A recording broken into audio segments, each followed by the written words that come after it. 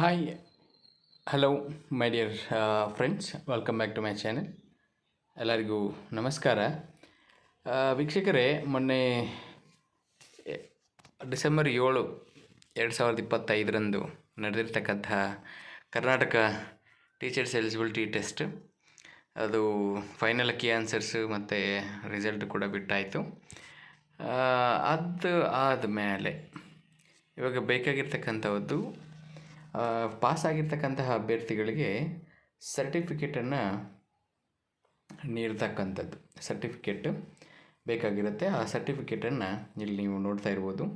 ಇಲಾಖೆಯ ವೆಬ್ಸೈಟಲ್ಲಿ ನೀವು ವೆಬ್ಸೈಟ್ ಓಪನ್ ಮಾಡಿದ್ರೆ STS ಕರ್ನಾಟಕ ಗವರ್ಮೆಂಟ್ /STET ಅಂತ ಟೈಪ್ ಮಾಡಿದ್ರೆ ಅದರಲ್ಲಿ ನಿಮಗೆ ಈ ಥರ ತೋರಿಸುತ್ತೆ. ಕರ್ನಾಟಕ 2025 ಟೆಸ್ಟ್ ರಿಸಲ್ಟ್ ಒಂದು ತೋರಿಸುತ್ತೆ. ಮತ್ತು ಇನ್ನೂ ಒಂದು download Karnataka KARTET eligibility certificate for only qualified candidates ಅಂತೇಳ್ಬಿಟ್ಟು ಇಲ್ಲೊಂದು ಲಿಂಕ್ ಇದೆ. ಆ ಲಿಂಕನ್ನು ನೀವು ಪ್ರೆಸ್ ಮಾಡಿದ್ದೆ ಆದಲ್ಲಿ ಪ್ರೆಸ್ ಮಾಡೋಣ.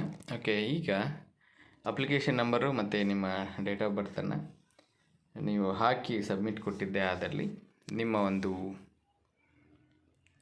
ಟೆಟ್ ಸರ್ಟಿಫಿಕೇಟು ಡೌನ್ಲೋಡ್ ಆಗುತ್ತೆ. ಆ ಡೌನ್ಲೋಡ್ ಹಾಕಿದ ತಕ್ಷಣವೇ ಒಂದು ಲ್ಯಾಮಿನೇಷನ್ ಮಾಡಿ ಸೇಫಾಗಿ ಇಟ್ಕೊಳ್ಳಿ.